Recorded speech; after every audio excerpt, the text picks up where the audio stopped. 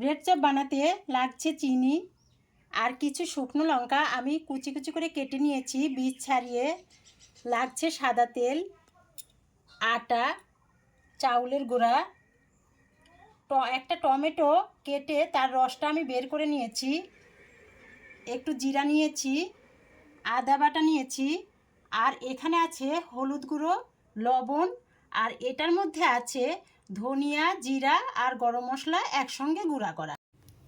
আর আমাদের লাগছে এখানে কয়েক পিস পাউরুটি। আমি প্রথমে আটা দিয়ে দিলাম, তারপর যত পরিমাণে আটা নিয়েছিলাম তত পরিমাণেই চাউলের গুঁড়াটা দিয়ে দিলাম।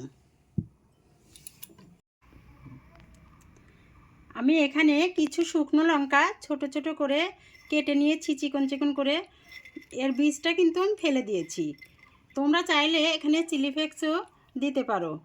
আমার বাড়িতে বাচ্চা আছে তো তাই আমি এখানে আর ঝালের গুঁড়াটাও ইউজ করব না, কারণ অতিরিক্ত ঝাল হলে বাচ্চারা খেতে পারে না। দিলাম একটু আদা বাটা,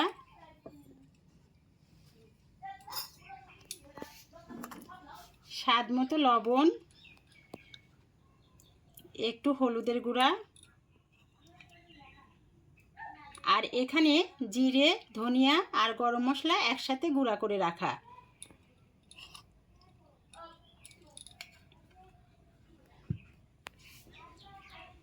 তারপর একটু গোটা জিরে আমি এর মধ্যে দিয়ে দেব। তোমরা চাইলে কালো জিরেটাও দিতে পারো, কারণ আমার ছেলে আবার কালো জিরাটা খায় না, এই জন্য আমি দিলাম না। তারপর স্বাদটা ঠিকমতো হওয়ার জন্য আমি দেব একটু চিনি। এরপর একটা টমেটো আমি পেস্ট করে তার রসটা বের করে নিয়েছিলাম, সেটা দিয়ে দিলাম। তারপর একটু সবগুলো মিশিয়ে নেই।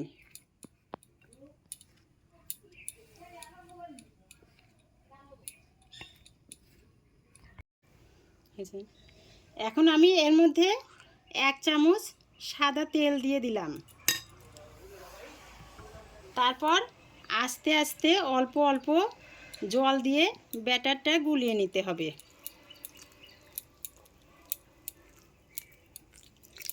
ব্যাটারটা যেন একটু ঘন টাইপেরই থাকে, খুব পাতলা যেন না হয়ে যায়। এ দেখো আমার ব্যাটারটা গোলানো হয়ে গেছে, খুব পাতলাও না আবার একেবারে ঘনও না, এরকমই একটা ব্যাটার তৈরি করে নিতে হবে।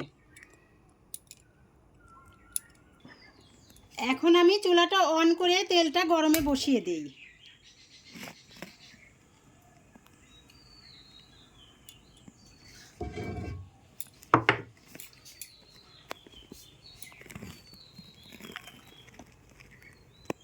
এই চপটা বানানোর জন্য আমার বেশ খানিকটা তেলের দরকার।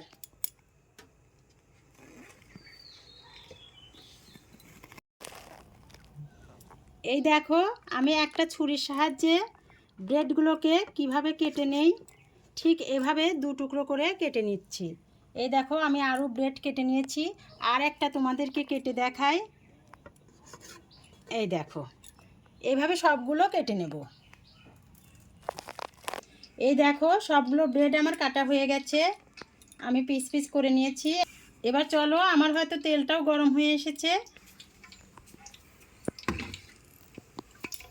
এই দেখো এভাবে একটা একটা করে ব্রেড আমি নেব, এই গোলাটার মধ্যে চুবিয়ে গরম তেলে এভাবে ছেড়ে দেব।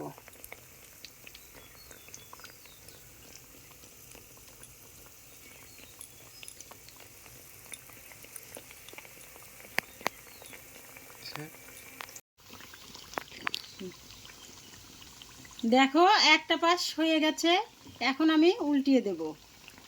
এই দেখো খুব সুন্দর ভাজা হয়ে গেছে এই পাশটা, এই পাশটাও এখন ভাজা হয়ে গেলে আমি তুলে নেব।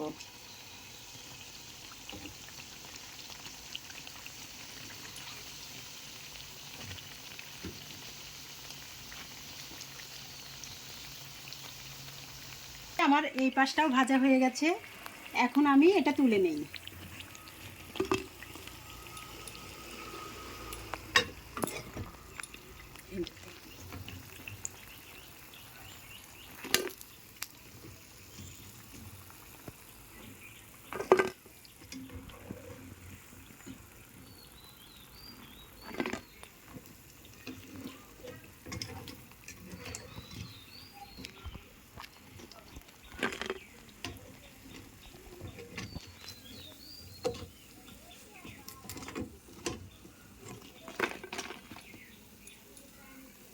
এই দেখো কি সুন্দর ভাজা হয়েছে।